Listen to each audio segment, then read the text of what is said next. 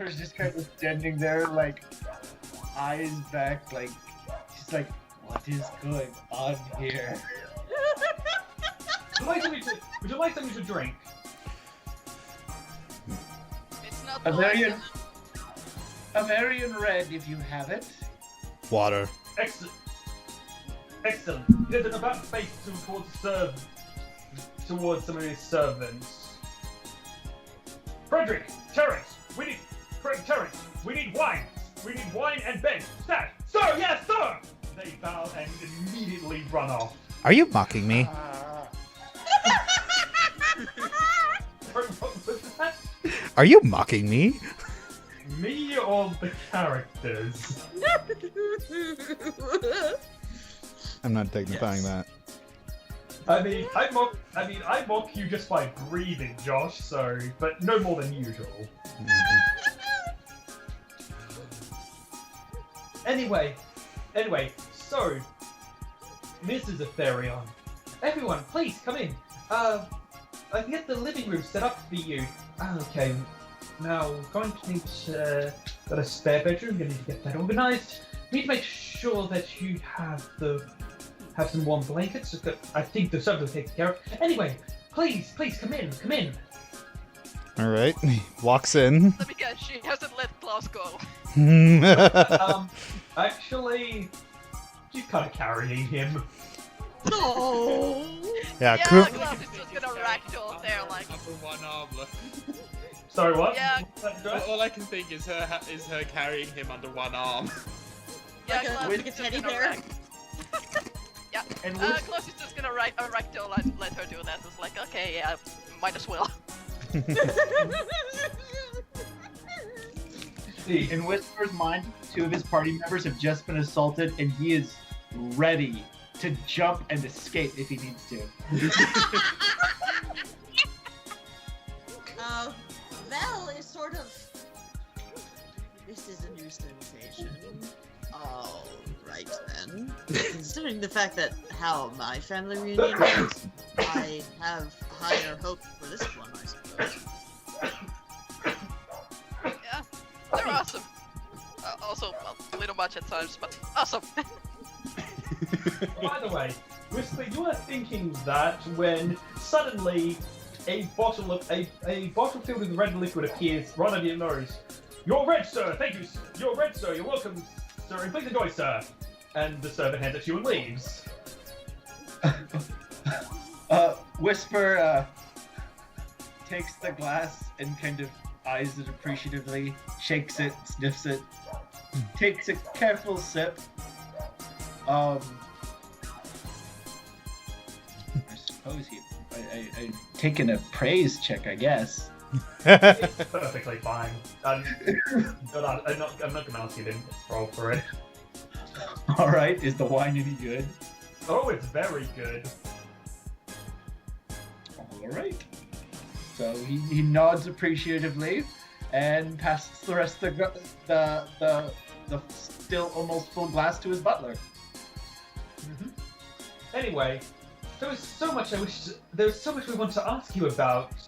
Mr. Aetherion says, but I can tell right now you look tired, so I'll get you a room set. Korim, you know where yours is. Claus, do you need help finding yours? If you haven't changed it, I think I can find it. Of course we haven't changed it. It's our son's room. As for the rest of you three, would you like our servants to show you to your room, or would you like me to? Vell pops her head out of the top of Klaus. Excuse me. Oh, hello, yeah, hello. There, I was wondering if you were going to come out. Excuse me. There was something different. There was something different about my son. My mother always knows these things. Anyway, my name is Sarah Aetherion. A pleasure to meet you. And you are? Vell Ambrose. Wonderful. Oh, it's so nice to see my son with a lady in his life. Though. Yeah, at this point, Korim's just cracking up. I'm Oh, not this again. Though I'm sure that while your intentions are pure, you are being rather intimate with myself. Though not, of course, in that manner, rather publicly. I mean, it is, of course, your choices, but again, a mother must always be protective of their child. Vell looks down at Klaus. What have you done? Klaus is dying! You It's did not like not that, tell Mom! You did not tell Honey, me are she you- could see me. Honey, are you embarrassing our son again? Yes, dear, I am. Always. No, I'm just kidding. Actually, that's what he said. Yes, dear, I am. Save it to morning. They are tired. Of course, dear. So yes, you're all led to your rooms, and the Korim at the very least, as Ash said earlier, reaction is, and now I am the dead. Splat. Yep. Now, sorry. Vell, okay, actually no, let Klaus get to the room and then I'll figure it out. Oh, though at this point, Sarah does insist. Well, of course, I'm sure the two of you've been sleeping together before, so it is not my place to pry. Just please, indeed, keep the noise up. Honey, no embarrassing them any further until morning. Sorry, dear. I have a husband and a daughter. I am very long dead. It'll be all right. Vell, Oh, really? don't say anything, she will use that as an ammo! Oh, sorry. I wasn't aware of the husband thing, but don't worry. In terms of the dead thing, I do not judge. Nothing wrong with a bit of harmless necrophilia. There's a lot of things wrong with that, hon. Oh yes, I suppose there is. My apologies.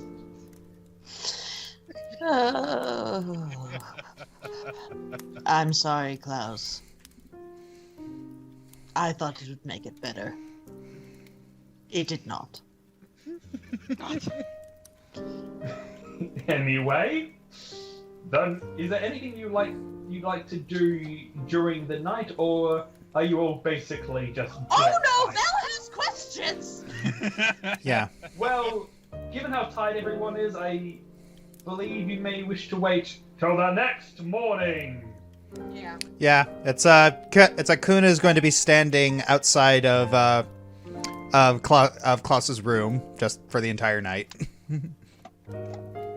So during that night, at several points, the servants had come to and basically said, "Rest hallway secure," as if they were reporting to you like a superior officer. If you asked about why they were doing this, they had said, "Orders from Michael Aetherion, sir. He said you might find it comforting, sir."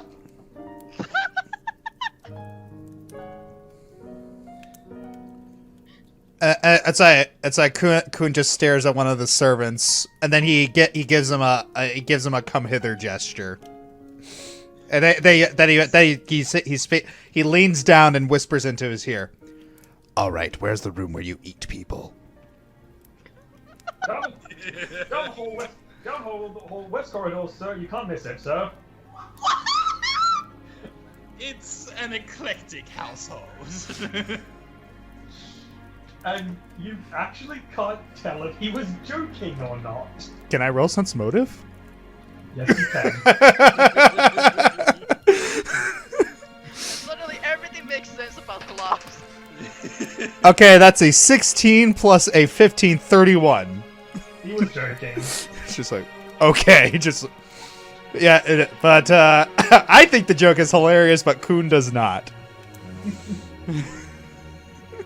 The thing is, you can tell he wasn't being serious, You can't entirely tell if he knew it was a joke or not. It's like he was that straightforward about it. Like I said though, the next morning, you are all invited to dinner. Well, breakfast. Breakfast. Indeed. Breakfast, I should say, blurb. Or given how early it is, it might be Dickfist. Fair point. Never ever say that again. I was gonna say, dude, you walk right into another innuendo. I've just come to accept it at this point, and it's like this. I recognize that council has made a decision, but given that it's a stupid decision, I have elected to ignore it. Anyway, so I'm going to say that Vell is the first person to speak because she has many, as you said, Ari, many questions. How did she know I was here? Oh, I can just tell. That was the Klaus! I don't feel comfortable! Stranger danger! Oh, sorry. I didn't mean to invade. Oh, please do your privacy.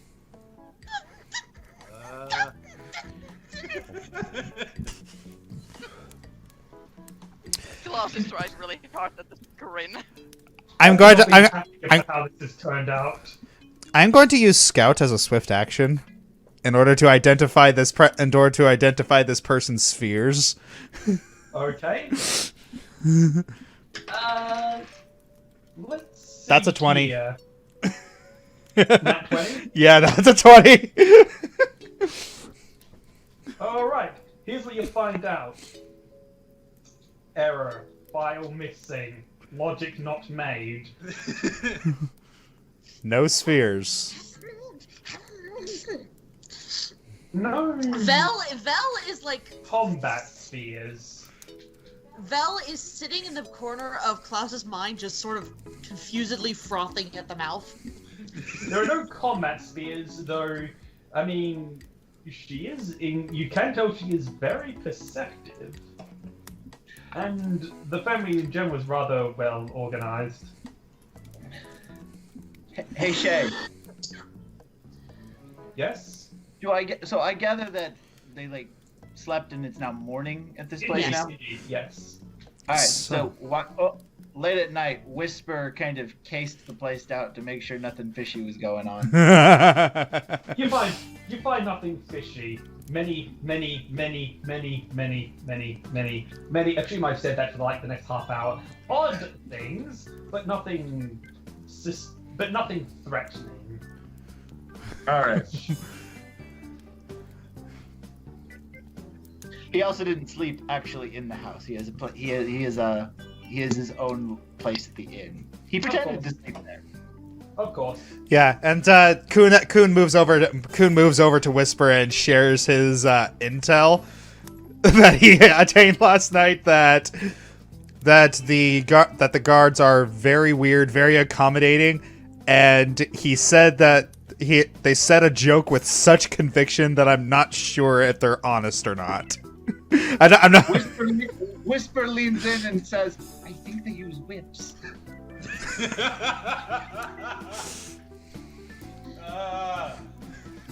Sorry, what was that?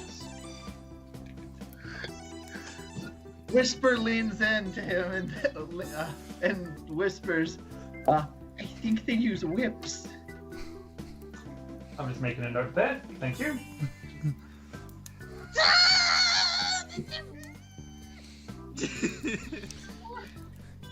Vell is just like, okay, she pops out of the top of Klaus's head. No, she physically manifests so she can sort of. No, she doesn't know what to do. You kind of see her like flickering in and out of Klaus's, like next to him and out of the top of his head. Just she's flickering. She's very, very unsure of what to do. So, She's not fading. You broke my ghost friend. She's not fading out of existence, is she?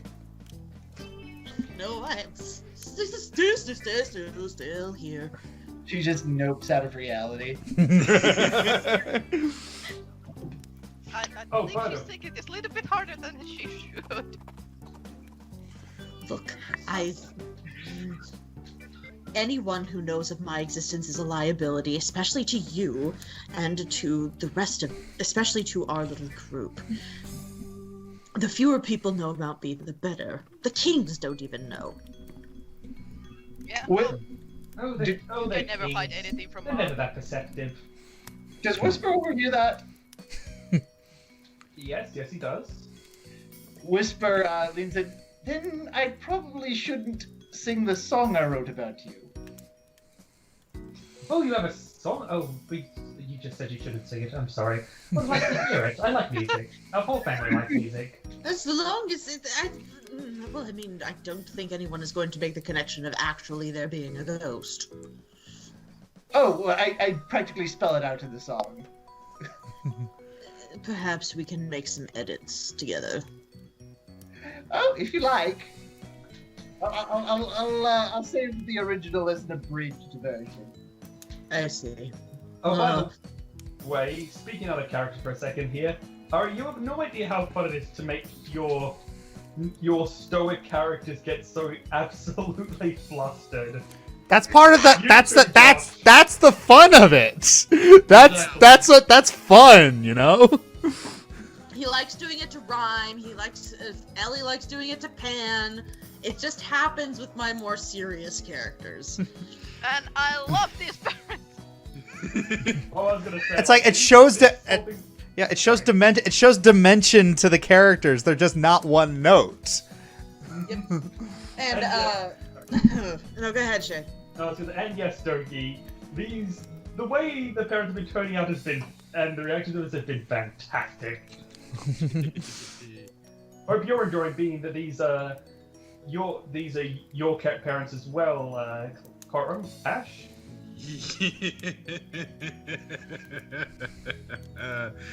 Yes. Excellent. Anyway, you were saying something, Aramau. Just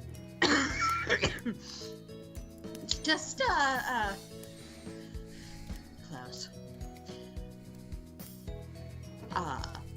Could you please explain to your mother that there's literally nothing intimate?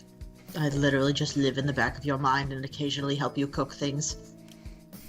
If it makes you feel any better, Mom is only joking. And she should be doing this to me otherwise. Oh no, your turn is coming. Oh god. Yeah, that's true. You forget, I can see the future. So, and indeed, almost on cue. Okay, Klaus is like 3, 2, 1. And Sarah sits down. So, Korim, you haven't introduced me to your boyfriends, she says, looking at Whisper and Kun. Honey, have you made them breakfast? Yes, I have. I knew we agreed no teasing until after they've eaten. Thank you. Whisper takes a sip of his tea with a completely unflinching, crap-eating grin on his face. Whispers, his family is insane.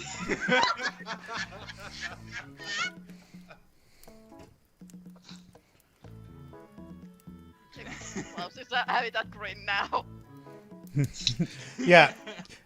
You also see you see the grip on Kuhn's spear just completely relax, and then he just puts his spear back on his back. No threat. He just looks over to Whisper.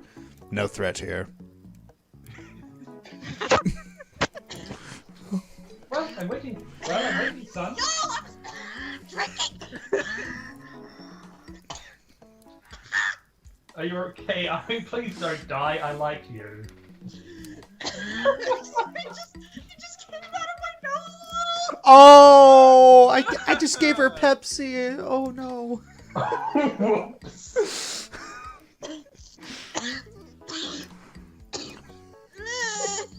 I'm imagining the scene from Incredibles 2 when Violet. Oh. Oh, the thing is like Kelsey's very sensitive to sensory stimulus. Oh dear. Sorry, Kelsey. Okay. Not to solve. Well. Don't drink during. Don't drink now. Don't drink anything right now. Look, I'm sorry I hurt you, but I'm also quite happy that I actually made someone do a spit take. Yeah, I know.